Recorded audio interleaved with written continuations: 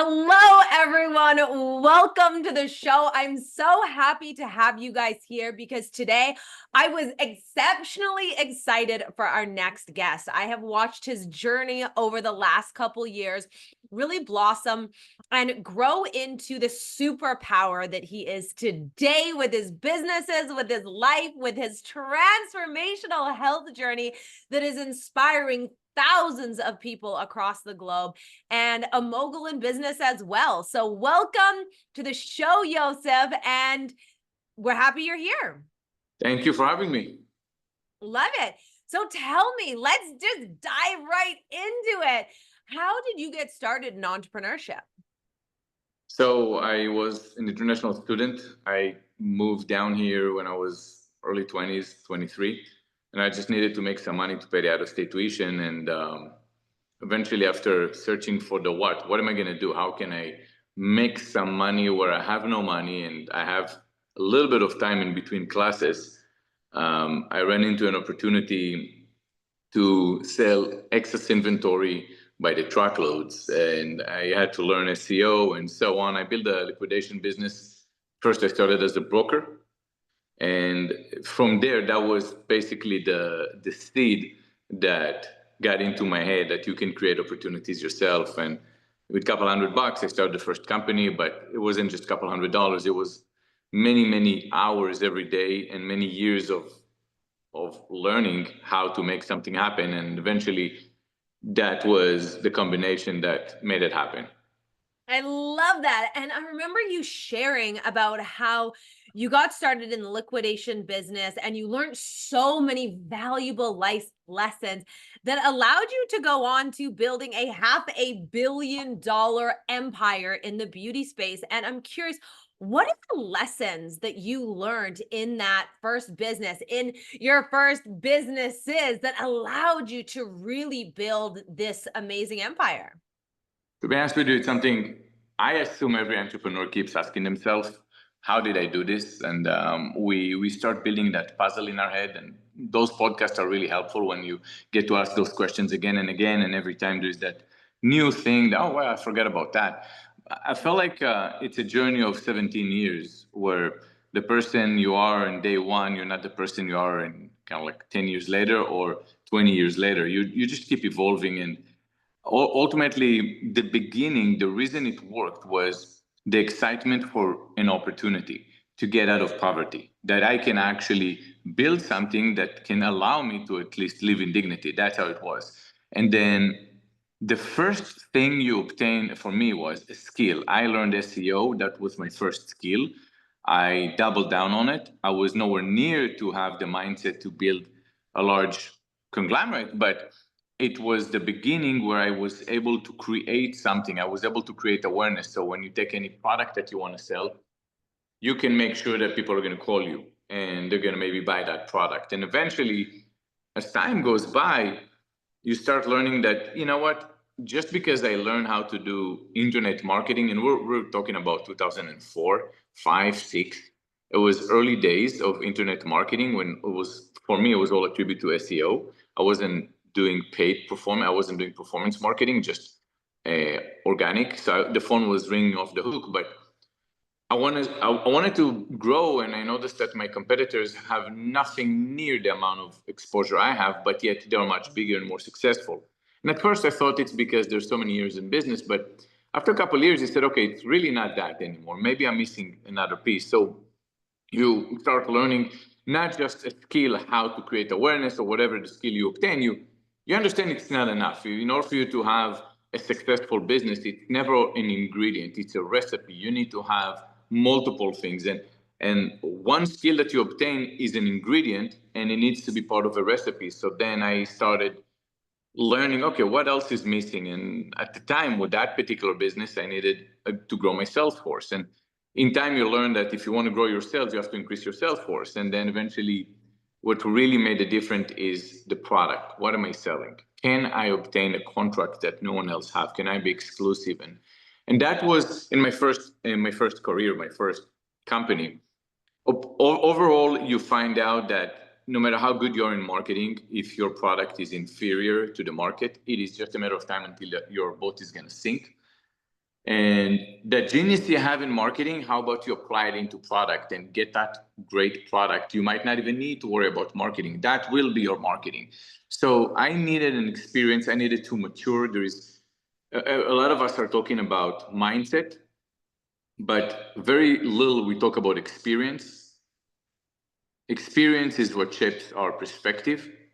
And there is a big difference between a great skilled individual with zero experience versus an experienced individual with a good skill. I feel like experience is very rare, few in between. We see lots of people talking about how to build stuff, but none of them have walked the path of climbing a mountain. They all maybe climb this tiny hill and they talk about their experience of how you climb, but there's a difference between climbing a 300-meter hill versus mountain Kilimanjaro. You'll have to have different personality by the time you get to the top.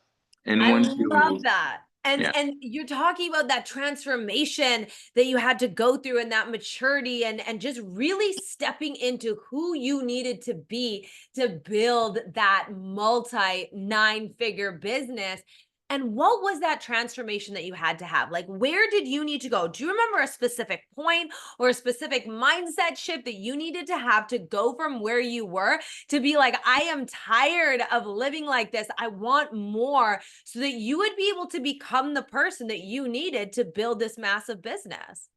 Yeah, it's not a one thing, right? It's how do you go from zero to a million and then from a million? Because I care less about what I sold the business. I care about what the business was grossing. There are many people that have small companies that happen to be lucky enough to sell them because a company is a product, just like any product we sell, and they can sell it for a large figure, and then they're considered heroes, and that's great. But in my life, when I sold BoxyCharm, the company was grossing 500 million, and the year before was about 250, and before that was 100 and change, and before that was 50. So it was really doubling every year. Now, one thing I did here during the early days of BoxyCharm, I sold a piece of it. I didn't need to raise money.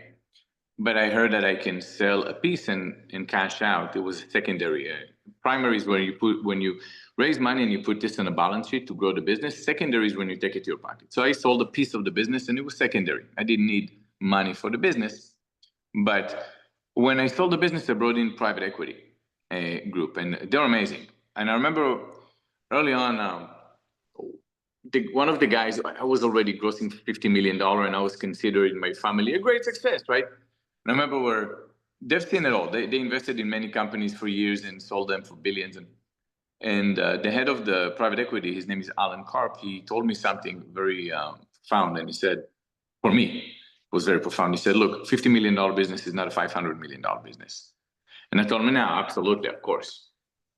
Wait, but why? He said, you'll see. He said, no, I mean, what's the difference? Like, I can grow. I was like, you'll see. It's not the same. Whatever you did, it's not the same. And he didn't really articulate the why, but he was so right, because when you go through it, when you ask, okay, what was that piece? Okay, that piece does not take you, whatever little enlightenment that you get to grow, it's not going to take you from, say, $10 million to 100 million or to 500 million. It's more likely going to take you from say 10 million to 20 million. And then you need another thing, and then another thing, and it's just a lot of stepping stones. You can make that leap over 50 stones. It has to be one by one by one by one. And in my case, I can tell you that there is a big piece that attribute to think big, right? What is thinking big?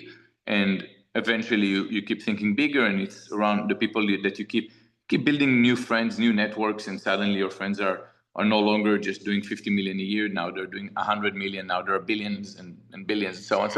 So it doesn't look far outreach, and you just know you can. But this is a very small piece.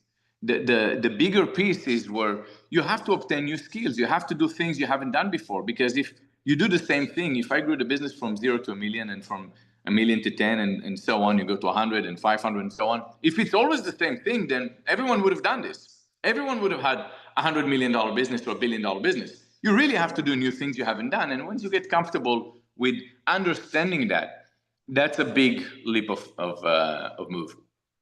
I love that. And one thing that you said that really inspired me was You have to hang out with the right people and think big.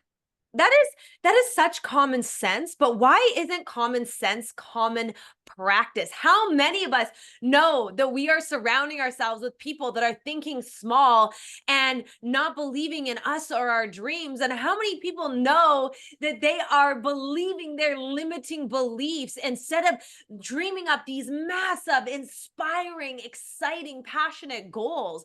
And so I kind of have two questions. The first question is, what is the formula or what is the requirements for people for you to hang out with them or for them to hang out with you? Because I feel like surrounding yourself with the right people is one of the most crucial, important aspects for success. You become like the people you surround yourself by. As humans, we adapt to our surroundings. And so when we're surrounding ourselves with passionate go-getters that are doing big things and achieving success, then that is normalized in our life.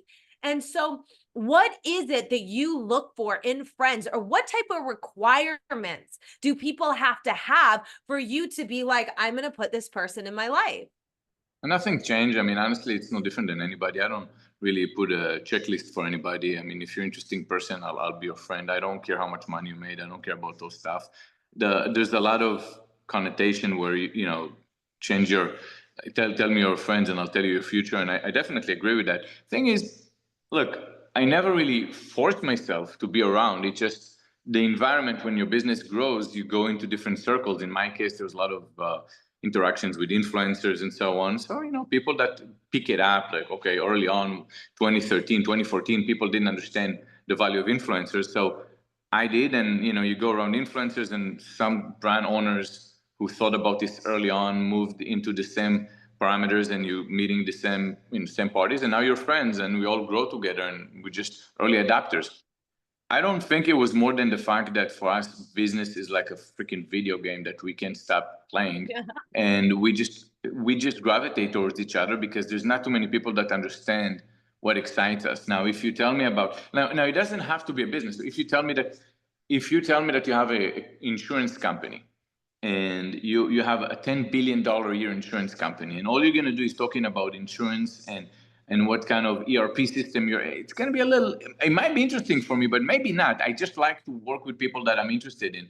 And it happened to be that business occupied that's my hobby. That's what I enjoy. I love picking up opportunities here, ideas.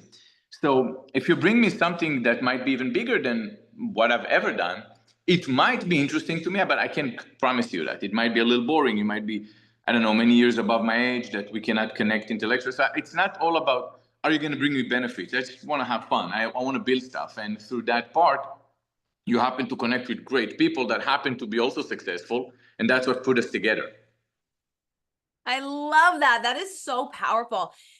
And I wanted to ask you, because I know your daily routine, and you must have, like, what does it look like behind the scenes for you to hold yourself to this standard where you've created success in all areas of your life, a lot of areas of your life?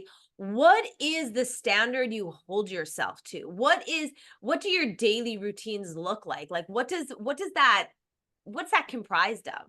When I Okay, so I exit the business, so it's completely different today versus what it used to be. Let's talk about when I run a business, okay? And I feel like it's kind of like tell me about how do you do step 59. It's easier to talk about step one, but let me start when you do run a business, okay? When I run a business, I sleep, drink, think about the business all the time. In fact, the only thing that it bothered me is that I had to lure my kids into what I do so we can have something in common. It is so, I would say, it's just a strong gravitational force that you cannot stop. And a big piece of that success is you're just more focused than other people. Or if you sleep on it, if you think about this, and I don't know what is a jet ski. I live right here on the water, and I've never done a jet ski because my mind, I just don't care about those stuff, right? This is how my day is. So when I build a new business, I put myself into it, and it just seems so much more fun than all the other stuff we're doing. Now, in reality, when I get out of the business, of course, my day have changed. compared to running a larger operation and so on. So I have more time to open myself up. But for some odd reason, I decided to kind of like create a new business hobby instead of living life and travel again. And I do travel, but I just turned that travel into a business opportunity because that's just what I gravitate towards and that's what excites me. And that's what my day to day is. And that's basically my friends are. If it's going to be someone that understands something that interests me in a particular field that happen to be in a healthcare space now. So that's what I'll do. And that's what I excites. love that. And you talked about focus. And I truly believe that focus is one of the most important ingredients for success. And how do you cultivate that? Like, you must have been able to limit distractions and focus on your goals to be able to create what you've created. Like, what are some practical tips that the audience can do to focus more and work harder and Ask yourself stay the urgent, and ask what's urgent and important. If it doesn't come to you naturally, which for the good ones, we're wired to understand. Okay, that's not that important. I don't want to talk about this. That the world, business is a war, and in a war, you might have 30 different battlefields, but there are only two, three maybe that counts that you can win the war. So you can decide. Well, I'll spread all my soldiers across all 30 areas equally, put the same attention, or I can decide to go only to one or two things that are the only important things, right? Now, I didn't really process that only after I sold two companies. I had two exits. And I've noticed that in both cases, the other people that bought my companies, they've been looking at everything almost as equally important. And nothing is actually urgent when everything is equally important. Where in my world, I'm okay with being very mediocre in those few things. They're not because if you run a business, there's some things that you can say it's not important, but I mean, is it the only thing important? And I would give you an example. Okay, if I tell you right now, if you want to buy a car, you want to buy a Cybertruck before it hit the road. No one has a Cybertruck. If you're gonna have a Cybertruck 6 months before anybody, you can go and make a killing selling it for so much money. Now, comes a new executive, some idiot that they drop him on the head when there was a fucking baby. And he goes and says, whoa. Before we go into market, you have 6 months. Come on, let's go. Wait. Let's go and have a nice showroom. Let's go and put a beautiful presentation when someone picks up the car. But that would take us about 1.5 years until we build that showroom. In the meantime, in 1.5 years, that car is already on the road. It's not exciting. Nobody gives a fuck. But you had 6 months to come before anybody. So maybe the presentation would be not perfect. However, you do have a car before anybody. Anyone that buys the car can flip it for money. Anyone wants it. The whole world. There's only a few cars. You could sell everything in your fleet. But now, because you have not established what is absolutely urgent and important, you took something that's not that important and you put it out, and now you lost the momentum and nobody buys your car. And this is where great companies never lose that touch. And the ones that come in and bring the wrong people, the wrong executives that have never had any understanding of urgency, where when they basically do not prioritize, which means they deprioritize the only thing that matters, that's where companies goes to die. So when you go in the market, you understand that if I can understand that better than my competition, I don't care how much money they raised. World is washed with money. I'm okay. I know that my focus group is better, and that is where I can keep hitting momentums better than them. And eventually, they don't understand why they've been left behind with all that cash they raised. Wow, so powerful. And I totally agree. And you mentioned the word momentum. And I feel like that's something that is your superpower, is gaining momentum and really running with it and being able to build. I feel like anything you touch turns to gold. How do you do that? How do you build that momentum? What are some like practical steps, or what is the mindset that you need to cultivate this intense momentum and motivation? Look, honestly, I can tell you that momentum is very important, but the way you want to see it is just like I explained. There are some things that once the momentum is gone, it's no longer interesting, and that's it, right? So you have to double down on momentum, and there's a lot of things we can talk about, and I can really pass a semester on how to build momentums in life. But when you're connected to the consumer, when you connect it to what the right product is, and you keep yourself on the edge of your particular industry, of what comes next, and you're always there, you're going to hit the momentum all the time. Now, I'll give you an example in the beauty industry.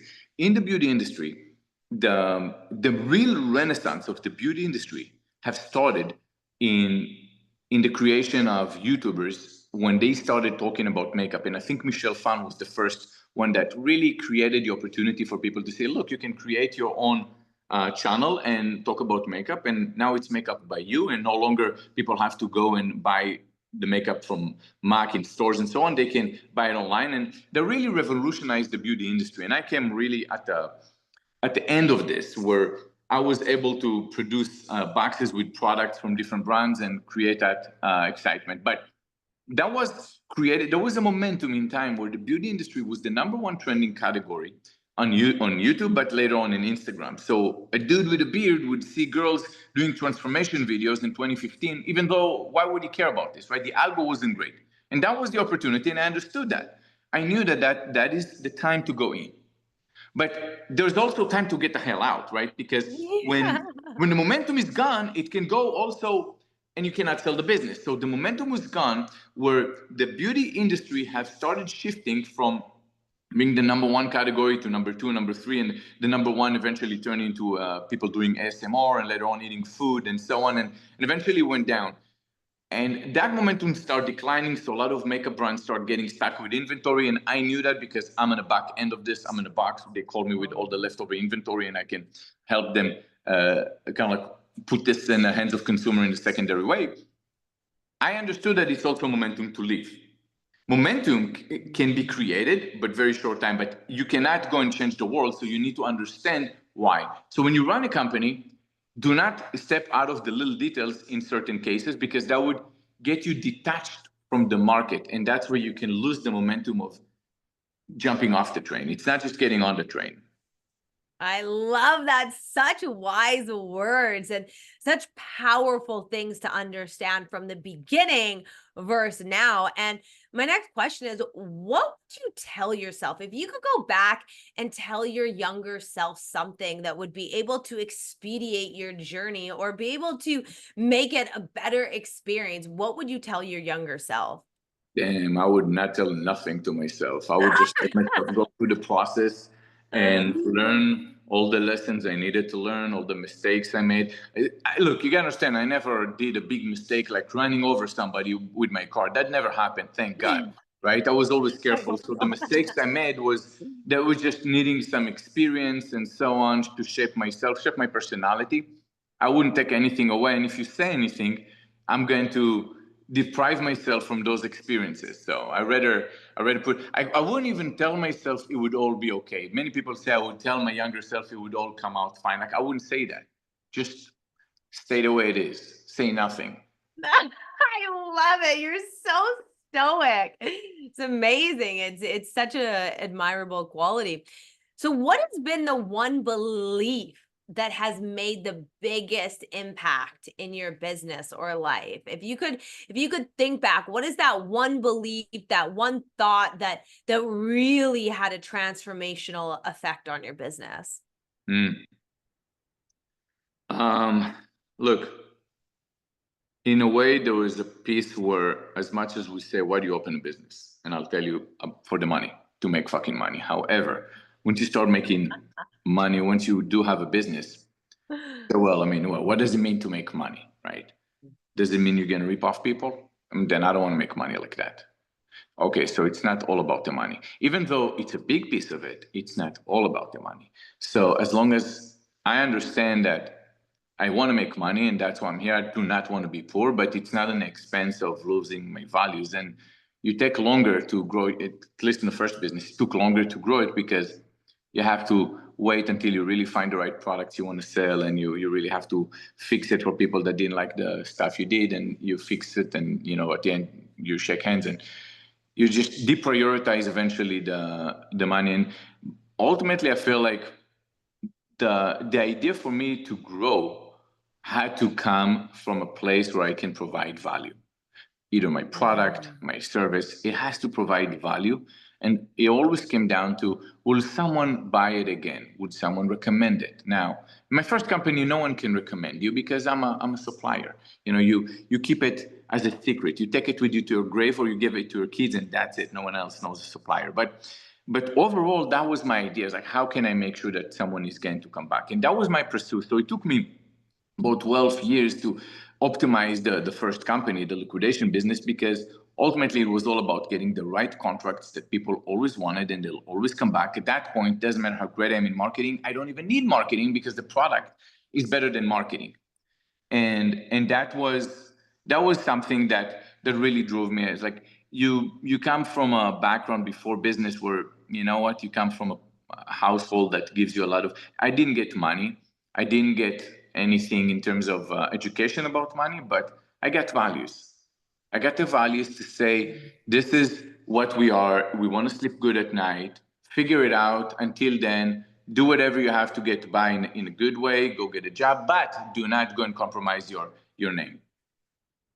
I love that. So, so, so powerful. And in regards to your past, I know you come from humble beginnings. What was that journey like, going from having nothing to now living the American dream? What was that? Well, I was always grateful, no matter what. We're talking mindset, right? I always felt I have everything I needed. The the little times, it's interesting. Before I had a business, before I had anything, I was a classic dude in Miami where I was lurking for a fake Rolex to buy. I had about $300 and I wanted to see if I can buy a two-tone Rolex Daytona, and a fake one. There was nothing. Now I was broke. I had no money. I had nothing. But you live in a place that's very materialistic, and everyone has something, either fake or real, whatever it is. It's just all about the bling and show off and so on. And I barely went out, but it was so nice. I like the online. It looks so beautiful. Hours and hours and months I was looking at this until I came across the first opportunity for a business, and I just forgot about it. Years later, I already have a business. It does about 8 digits a year. I'm married. I want to buy my wife a watch. Now I'm going to a Rolex store, and at that time you could buy any Rolex you wanted. You walk into Patek Philippe, you go to APD, it's all there, right? That was obviously pre-COVID, way before COVID. You get everything in a store. And I go to buy her a watch as a gift, and I'm like, she's gonna be happy. And then it hit me, why? It's been years. I always wanted a Daytona. I'm gonna buy one. Now I can absolutely afford it, the real deal. Like, I'm looking at the watches, and I'm like, I don't give a shit about it now. Like, why would I buy a piece of metal? I can just go and I can buy more merchandise and flip the money fast. Like, yeah, I get the part that it appreciates in value, but it's nothing as much as buying merchandise. I just don't give a shit. So I bought it for my ex-wife. I just didn't need it for myself, and I said, damn, I really changed. I not only didn't care about it, I completely forgot about it. I completely forgot about the fact that that's all I wanted back then, and how everything changed. It's a switch in the brain. I spent so many hours on nonsense stuff. And it wasn't the only thing, right? I was dancing salsa every night. I loved salsa. I wanted to make the biggest salsa collections of timba cubana, and I'm Israeli, right? I was really into timba cubana, and today, Cuban drivers are like, how do you know? That was so important for me. Not to say it's not good to dance, but as soon as I got the opportunity with the business, it all went away. I stopped cooking. I was big in cooking, big in dancing, big in barbecuing with my friends, wanting to buy fake watches. Like, bam, everything changes. Mhm. I wanted that success more than I wanted the short-term fun in salsa by far. I forgot how it feels to enjoy a vacation without a purpose. What's your purpose in a vacation? You just go somewhere, right? I can't enjoy it anymore. I have molded into a new person that cannot enjoy unless there is a purpose behind why am I there. Okay, so why am I supposed to be in a beach? Just sit down, and then what? I cannot understand how I enjoyed it before, because you change. And if you do not have that, you cannot tell someone how to change. It's either it happens to them or it doesn't. So how did you inspire that change? Like, going from a young boy to this grown man that has been able to build something, like what needed to change inside of you? What needed to shift? Look, I think it's the way we're wired. I don't know. I mean, I can tell you, I remember the day when everything changed on me. I remember when I went to a class, I took a Spanish class. I was looking to find a supplier to buy and sell. And the reason I did this was because I had only a little bit of money left that was saved, and my out of state tuition wasn't little. So I had to figure out before I ran out of money how to make some money. I'm not allowed to get a job, but you can actually open a business in the United States and you can take a draw. So I was figuring out, well, maybe I'll buy and sell wholesalers, and I could not find anyone good. Took a Spanish class. Part of my BA, you have to take some language. So I wanted to speak Spanish. I already like salsa. This guy goes in that class and he tells me how he sells on eBay.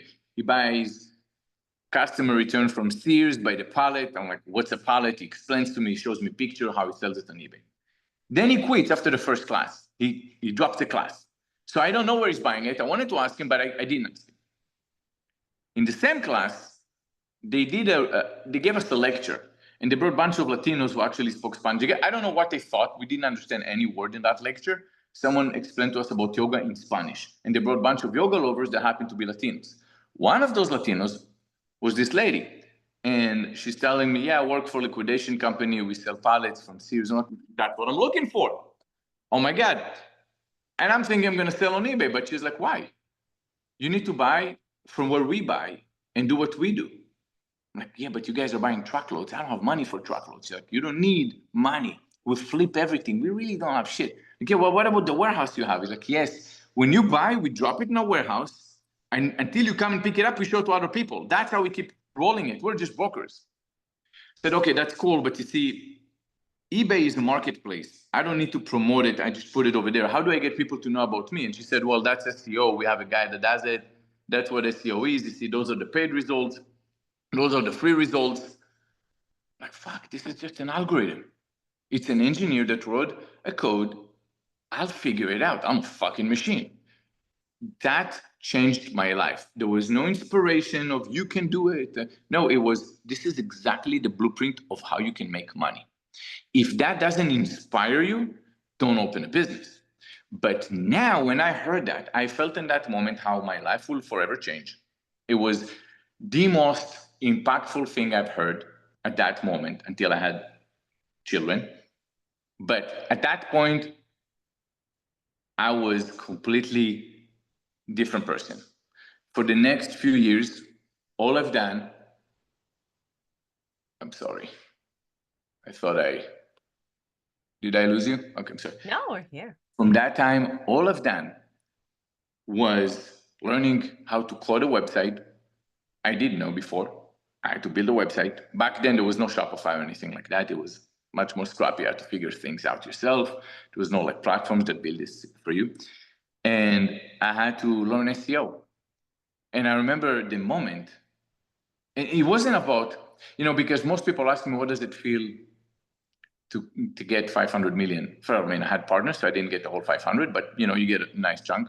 It was nothing compared to the moment where she told me that. And it was nothing compared to the first phone call you get when someone saw your website online and say, hey, I'm looking for a truckload of, they found me. The feeling that you can control the rank on Google is a feeling of freaking God. That's very dangerous because when the position drops, you feel devastated. But it worked with nothing, with no money, with no resources, $375. That's all I put in. It was the time. And then eventually I remember walking into class. I was in a community college and I get a random number and I think it's a sales call. And they tell me, yeah, do you still have that palette of merchandise that you said over there? I'm like, how do you find me? Oh, on Google, I tap this and that. I go on one of the computers, I tap in on Google and boom, my website is online. Everyone Google, I type this word, I type that word, and like whatever I did worked.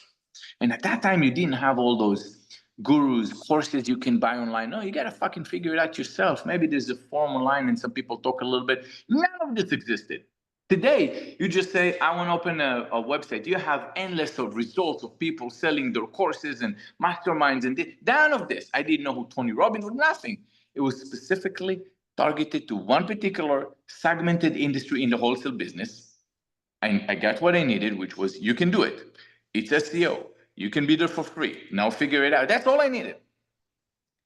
That was where my life changed. I did not do it after that because I wanted to make the money as much as I did this because I just can. And I can tell people, look, type in this word on Google, boom, here's my website. And that was so rewarding that you could figure this out. And then eventually you learn that this is just a small piece. Yeah, this is just the beginning. You want to make a big business now, you have to learn how to hire people, manage people, fire people, get contracts, shake hands, drinks with suppliers. Then you move into the next business. Now, similarities are here and there, but now you have to learn how to think big. Now you have to really find the right way to find a person that would complete you and have done things that you've never seen before. And how do you find those right people? It's like there's a lot of things you have to move from there, but that is the beginning. That is the seed.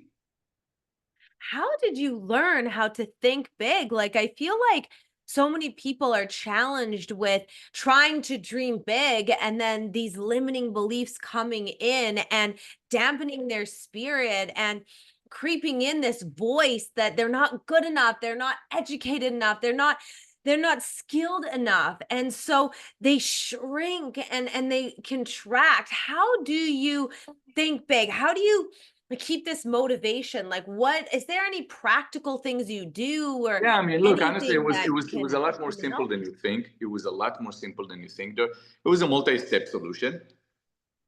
I wasn't looking for a solution, but first off, you're, most people say what inspired what. Well, for me, when I saw that my competitors does more, then I knew I can do more because he has no internet exposure. I do. By the end of the day, it's about the contracts. I mean, he has salespeople. I have salespeople. None of this is rocket science. It's easy. We sell stuff, right? So that wasn't my first business. And I remember when one of my competitors, I thought I was doing good because I maybe made 700,000 that year. I was like, oh, wow, amazing. 600, not even seven. Maybe not even that. And he tells me I did, the way I'm making my millions. And I told him, you mean you gross millions? You're not taking home millions? Like, no. I took home a couple millions last year. What? Like, yeah. So I said, now imagine a couple millions doesn't sound like much after you sell a 500, but that was the seed. And he said, wait a minute, how? I was like, well, of course. All you had to say is that that's how much he's making. I changed my entire day the day after. I said, okay, everything I'm doing over here is a waste of time. I need more salespeople. I need better contracts. What is he selling? I need to sell to what is. I just changed my practice. I have used the same amount of hours. I just switched what I was doing, and then I saw it worked. I grew. Later on, you basically go and you cross paths with people who have done stuff that are bigger than you in your space or in different space. Plus, you go into spaces that are just bigger per se because the original space I was in, there's a limitation of what anyone can make if it's liquidation. This is just a limitation. You go into a space when it's beauty industry, your competitors go and they put it out there. We've done 100 million, we've done 300 million, 500 million. Okay, now I know I can do that. All I needed to do is hear them saying that they did this. And I'm like, what am I focused on? Getting a better product and a better experience from them. And then kill it with marketing. Now, if they're doing this, I can do better.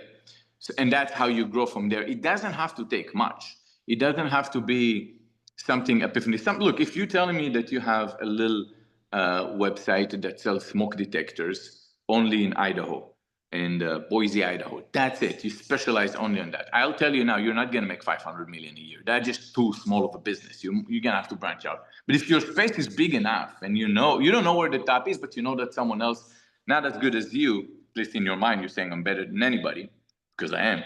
Like if you don't believe in yourself, who else is going to believe in you, right? Not your employees. Like you have to believe in yourself. So then you Yes. hear them saying so. Okay, thank you very much. Now I know. Because I started when I heard them saying they were making 150 million, I was doing 10. Thank you very much for the inspiration. Let me continue from there. Then eventually they say again, oh, we did this amount and this amount. And that was the inspiration.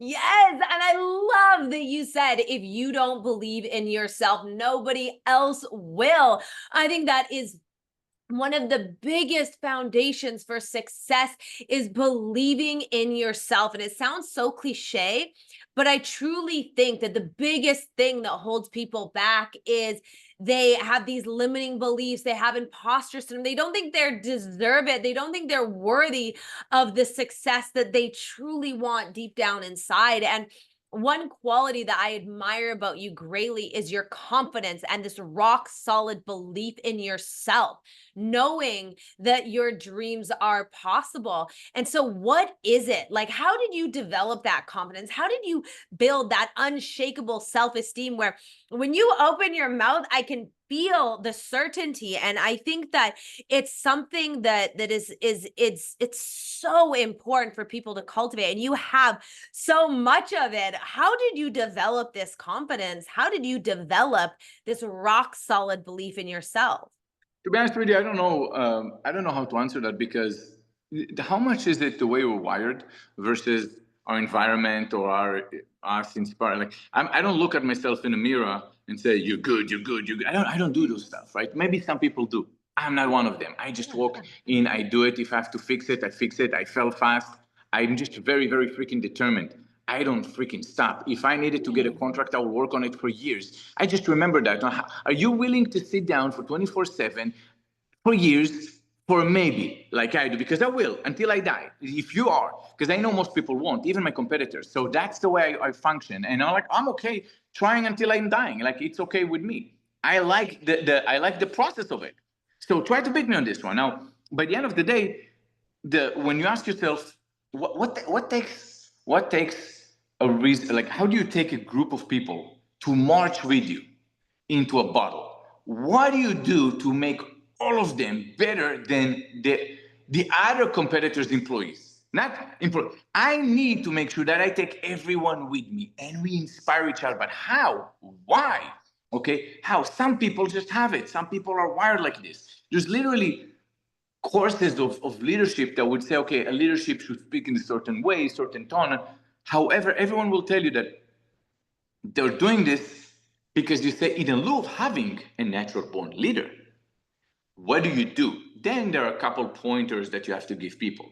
This is kind of like 101, leadership 101.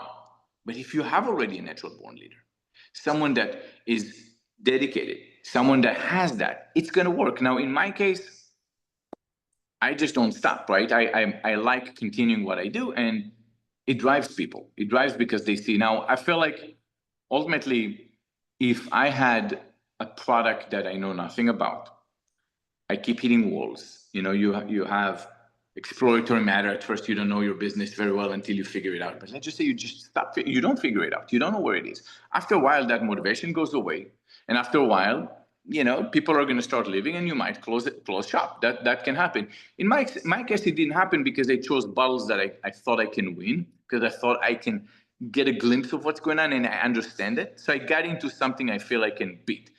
I didn't go against Elon Musk trying to build rockets. That was not my world. I was only competing with people selling boxes with makeup. That was fucking easy. I can fuck them up. I can mess them up. I can do better.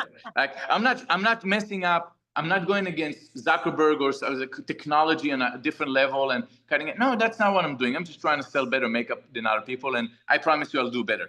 That's all I had to do in order to win phase one. I love it. I truly, I cannot echo this enough. I truly believe one of the biggest reasons why you have been successful is your mindset. You are so sure of yourself, you are so confident, and you speak with clarity. And you've mentioned leadership a couple times, and that I think is your superpower as well.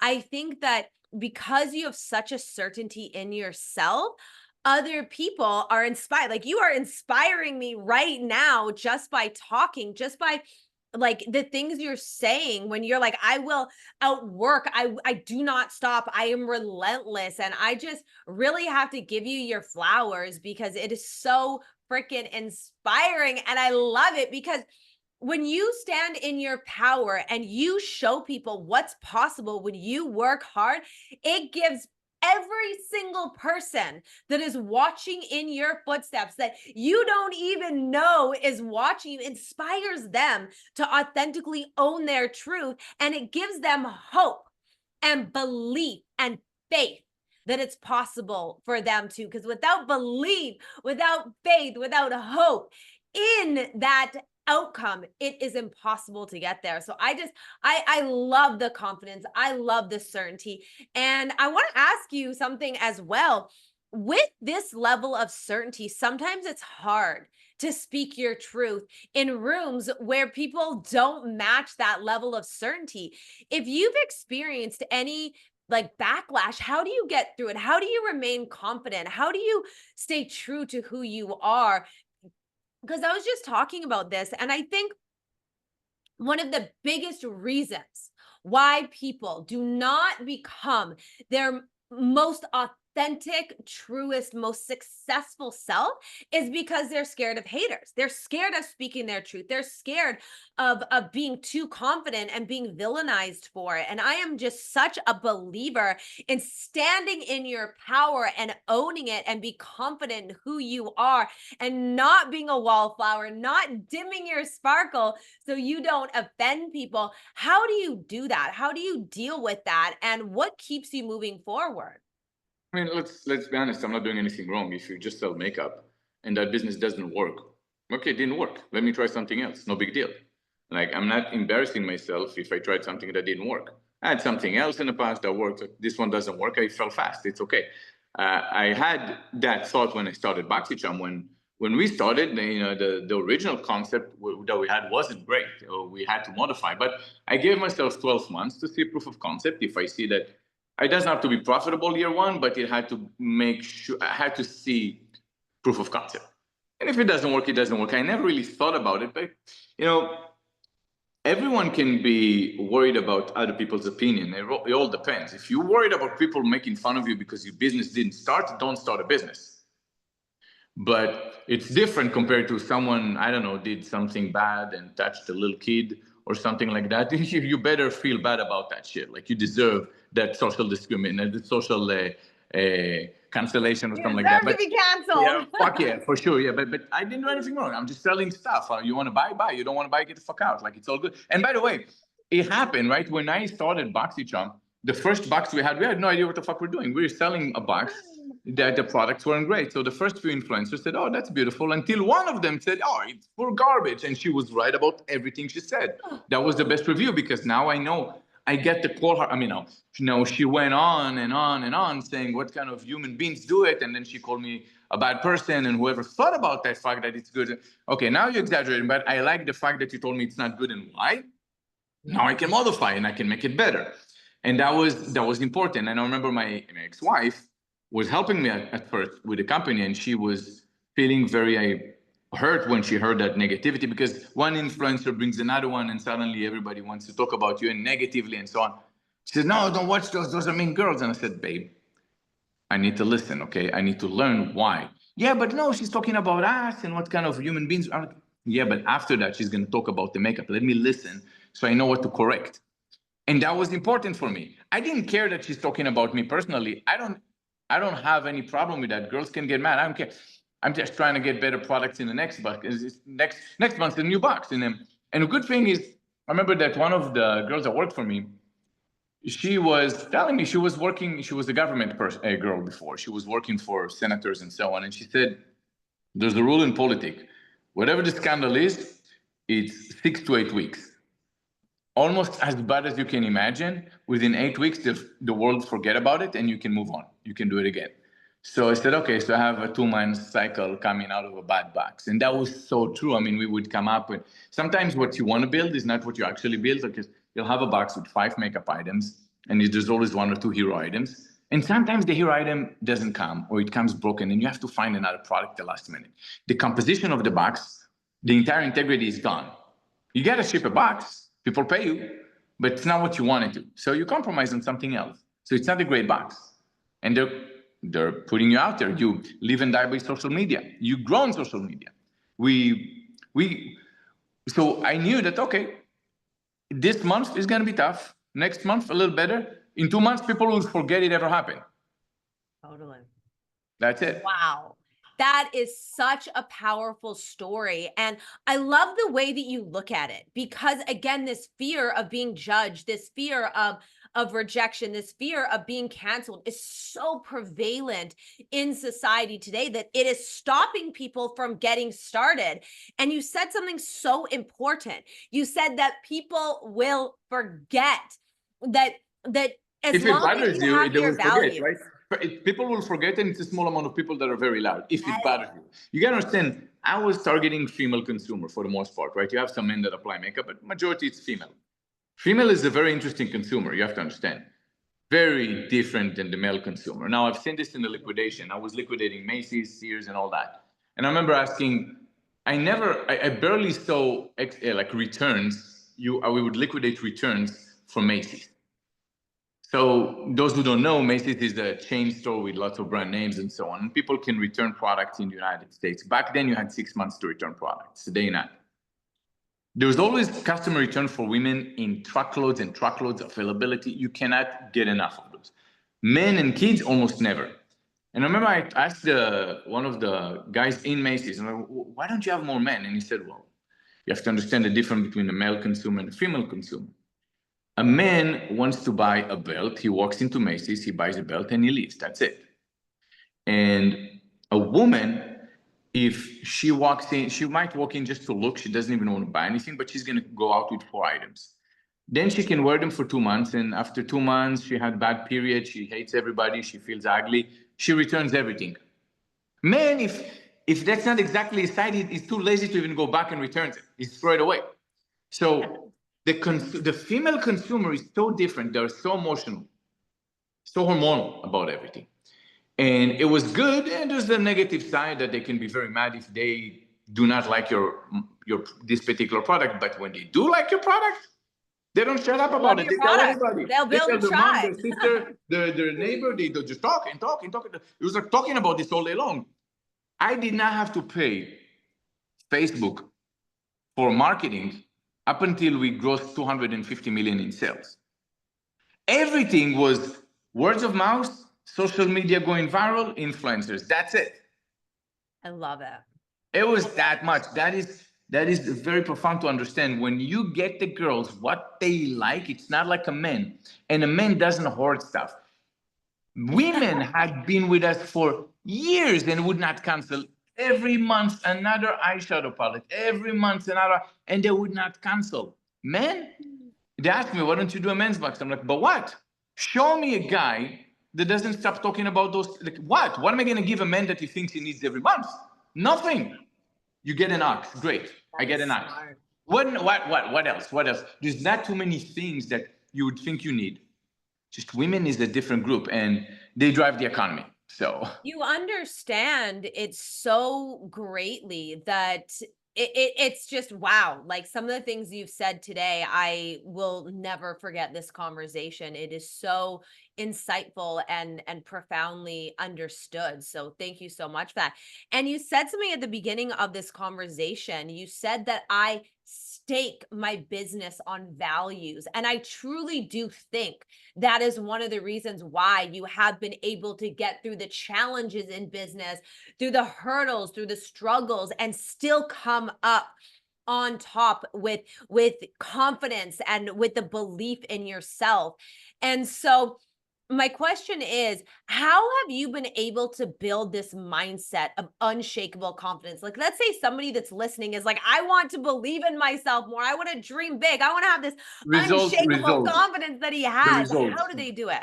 Results. Eventually, when your things work, it just comes to you. Okay. If you do something that it doesn't work and forever it doesn't work, then eventually you might say, you know what? It's not my thing. Let me try something else. That's not my natural habitat. I'll be a top predator somewhere else. But in my case, I like to see it as I'm coming from the liquidation industry where I was kind of like killing it with internet marketing, and I was coming into the beauty industry. And I'm like, okay, I'm very early on. There are very few that understood social media. There are some, but they're not even my competition. My competition is subscription boxes. It's like few of them. There's one that knows what they're doing, which was Ipsy. The other ones were fucking retards. I'm sorry. I mean, Harvard graduate, but fucking retards, with my opinion. Like you didn't understand why you fell. And I'm very blunt about this because this is true. You can be very intelligent, but skill less. And the worst is where you think you already understand something, so you're blocking yourself from new information. Like, I already know. No, you don't. Shut the fuck up and listen. There's a reason why someone else does better in your space and you're not. And people are just not opening up to ask the why. So as long as you are asking that question, you're never going to be in the bottom. Now, Love that. It's the idea where you come into a space and you say to yourself, I'm going to bring a skill that is barely used, the only few that knows it. It's not a winner take all, so I can come up with my concept over here. And I like to call it's a hack. So the definition for hacking is using a tool from one industry in another industry. That's kind of like how they look at a hack. So later on they would say biohacking. Today or at the time they would say growth hackers, right? There's like, you take something that works. You can actually go and say, okay, if I have friends that had porn sites back in the day, they knew marketing like very few people knew. It was such a competitive industry. So you would sit down with them, and I'm in a non-competing industry. We're all talking, sharing our secrets. That's how it used to be with SEO. Now you're coming so sharp about creative about your ideas for marketing to a space that you're competing against 5-year-olds. You're butchering them. It's a lot easier. So you understand how to go viral. You know how to do it. It's like it comes in very quickly, and you don't have to drop money into it. So other than one competitor that was doing a phenomenal job, Ipsy did beautiful job, very inspiring in the beginning. They're the only one, and they didn't do something out of the ordinary in my book. They did something of professionals in marketing. And I said, okay, now I have to beat them on product. And then eventually, if I beat them on product, if we're both great at marketing, now it's about the product. By the time they pay attention to me, it might be too late for them. And even if it's not, it's not a winner take all. People have multiple boxes anyway. We can both scale this thing, and it doesn't really matter. And that's exactly what was the textbook eventually. That's how we all eventually inspired each other, and we kept going. And eventually they acquired my company. But that was the pinnacle. That was the only one that understood how to do it right. In a multi-billion-dollar industry, it was just us and them and us. Wow, you said something so impactful, so impactful. I asked, how do you get confidence? And you said through results. And I have to echo that to the mountaintop. I truly believe that is how you gain so much confidence, is through the results, because you can only lie to yourself for so long until you literally look in the mirror and be like, I'm not proud of who I am. I'm not getting the results in my business, in my health, in my relationships, in my mindset, in my life for so long, until you actually have to go out and create those results so that when you look in the mirror, when nobody is around, you can stand proud. You can stand tall in who you are, because you are genuinely proud of the results that you have created. So what does that mean? You have to work hard to get those results. You have to put in the late nights. You have to put in the blood, sweat, and tears to achieve those results. And so I truly believe in order to work hard, you need to know your why. Your why needs to be crystal clear for you to go out there and dream big and achieve it. So what is your why? What keeps you working hard to achieve those results? Well, look, the way I was doing this is just I like to win, right? I like to win. I don't like to lose, and I'm competitive, and I like to build it. Honestly, if you ask me, was that your goal in life, to sell boxes with makeup? No. But was that your goal in life, to actually win? Yes. Now when I'm in it, I want to win. I know I'm just selling boxes with makeup. Little by little, you can find out there is an impact. Many women have played with makeup like they've never played before. They learn about it. It transformed them. It does give you the motivation. I remember that there was I was joining a lot of Facebook groups that were chatting about the box. There was boxy lovers, boxy babes, boxy bodies, and quite a few of those back then in 2017 when I noticed those forums. I joined them at first, they have to approve you, and they said, who are you? Because I wasn't public at the time. And I said, look, I'm the founder. I just want to see the sentiment over products, experience. They were super glad I joined. And I remember in one of the groups, there was something that was, one of the girls in the office saw it, I think, and she told me about it. She said, look, I always wanted BoxyCharm, but it was a little too expensive. And I was like, no, I'm not going to get it. But now I was diagnosed with cancer. And I'm about to lose my hair. So I'm like, fuck it. I'm getting myself BoxyCharm. I need to enjoy it. And we contacted her. We said, no, it's on us. I wanted to make it private. She put it out there. It went viral. Said, it's on us. And I remember that it happened after a while again. Every time it was private messaging between, and you find that, it's a gift that a lot of girls really liked. And I mean, if that doesn't give you motivation, and like this is so, and you think, well, it's little things in life, yes, but your image is important. People want to look pretty. There is a social currency for that money doesn't buy. I can be owning a $2 billion insurance company, be bald, short, not attractive, maybe even smelling bad. I no, thank you very much. There's not enough money in the world that would push me down to that. There's not enough money in the world. Health, beauty, it's important. Women love to walk outside because that's their currency, much more than men. They need that. And to forget that part, now I don't, you don't process that until you read something like this. It's like, fuck, man, I did not build this for that reason, but here's another motivation. You want one, here it is. It's like, okay, it's important.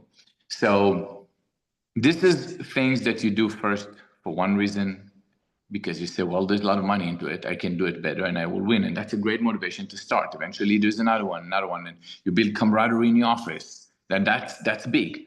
People are part of a company that they walk into a place and people say, oh, you work for BoxyCharm? Oh my God. And it was a thing. At the time, we were famous because at that time, Kylie was opening the box. And after I sold the company, they decided there's no value in influencers. Let's cut it off.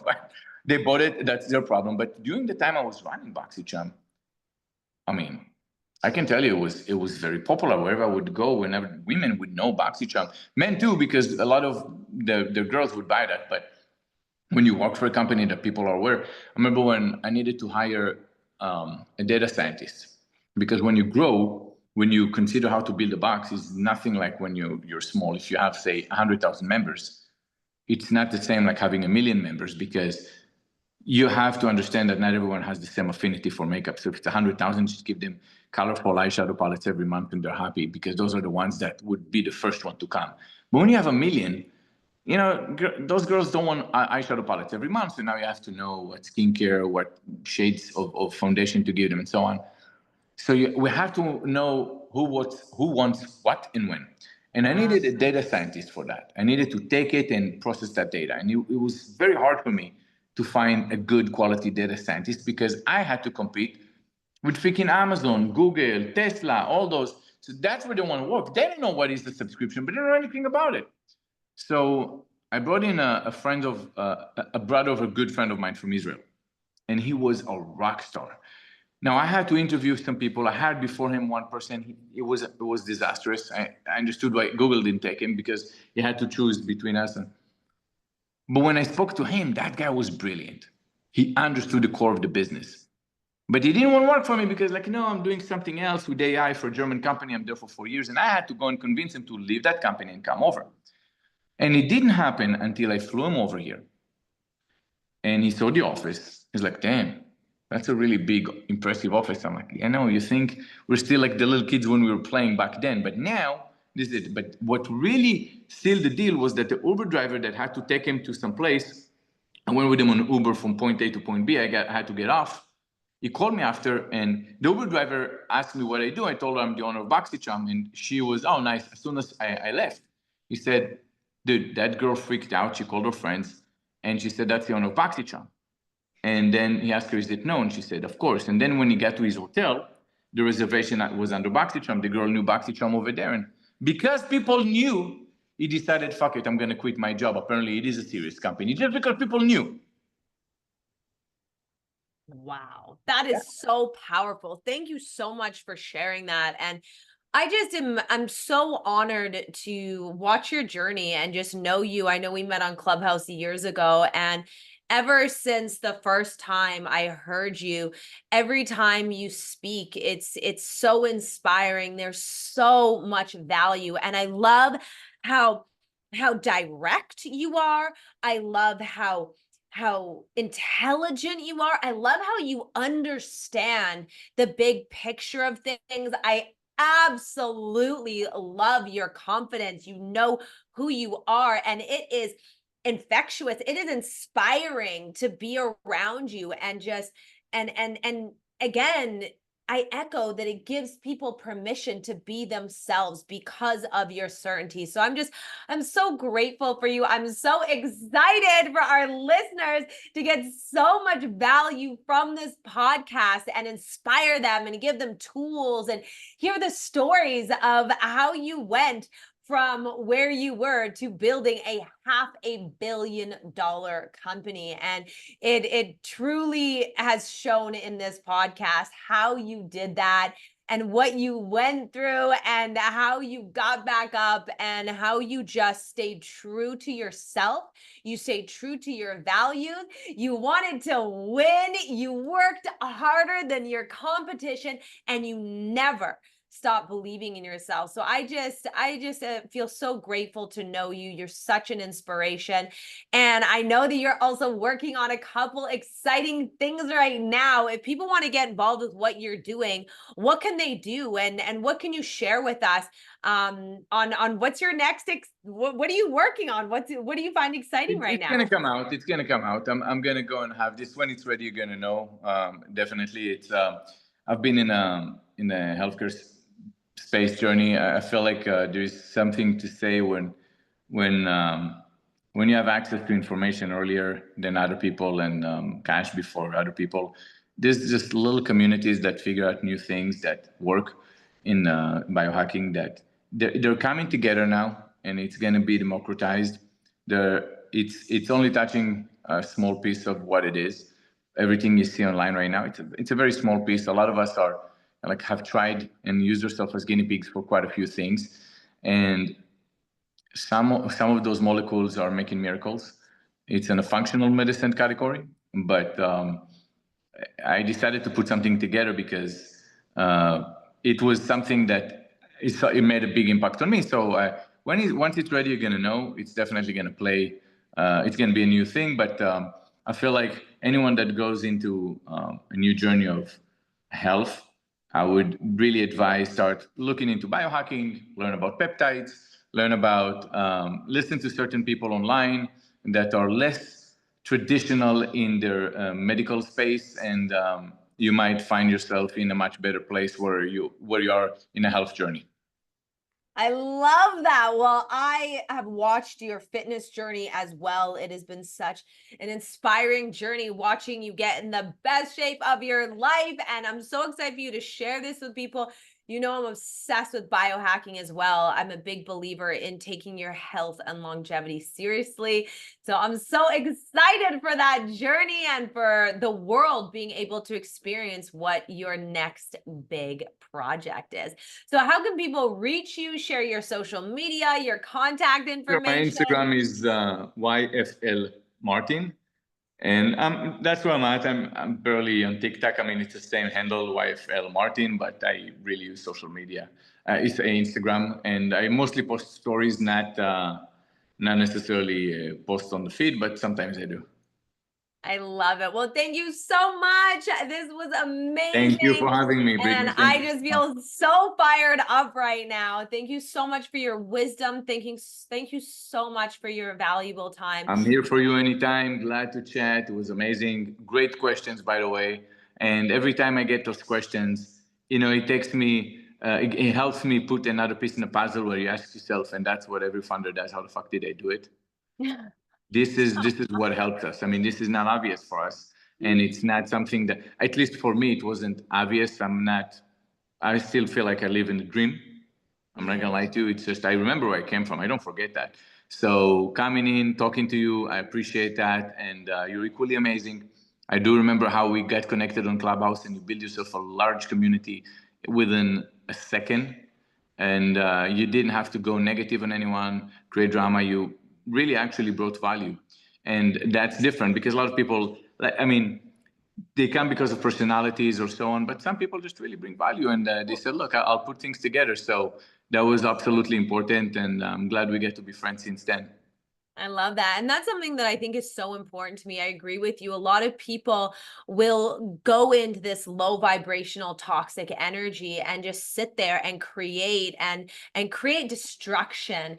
And one thing that is so important to me is to always be raising my vibration, because when I'm vibrating at a high vibe positive state, I get to inspire people, I get to motivate people, I get to lift up every single person around me, because when you're around people that are doing it like yourself and staying in a high vibe, positive, abundance, expansive mindset, that is contagious, that is addicting. People magnetize, and that's one reason why I think we magnetize, we have magnetic energy, is because we are putting out into the world greatness. We are putting out into the world something that people want, which is Do you remember in the beginning with Clubhouse? I mean, beginning for me was midway for you because you started earlier. But you know, Clubhouse was really unique when it started. It started where everyone were at home, even though I was in Miami, so I didn't have to be at home. But in moments when I was at home, I broke up with my ex. I was by myself. I was sitting down and I would listen. And what I liked about this was it's audio. I did not have to use my eyes, which apparently you do have to use some energy when you use your eyes. Suddenly you just put it aside, do your thing, and you just listen. And it was at first a lot of intellect. That really kind of like pulled all the intellect out of everyone, brought them into groups, great conversations, great rooms. And it was really by invitation at first. Later on, when it was open for everybody, the level of intellect was kind of like diluted with everything else. There were still some good rooms, obviously, but you had to be more selective over where I'm going to be. And eventually it kind of like died out because they opened up the country.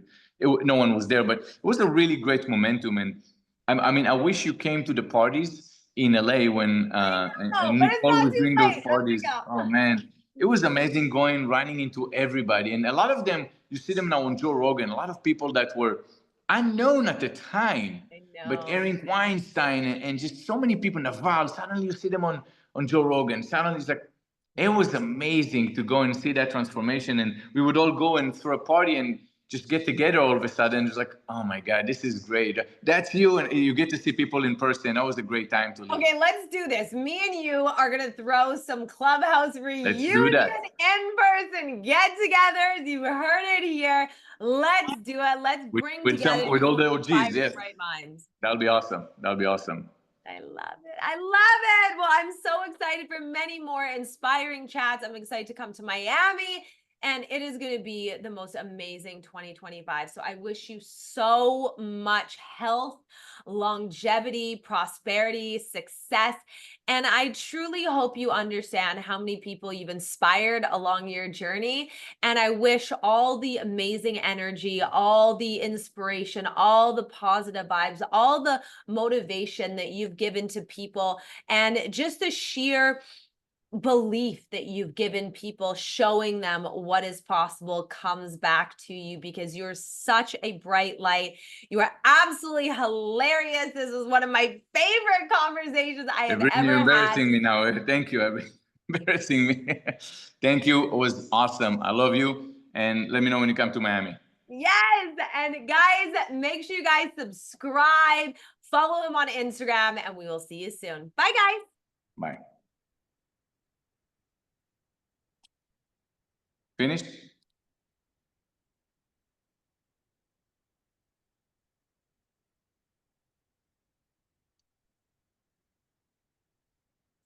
I can take off the jacket, right? Yes. Okay. Ah.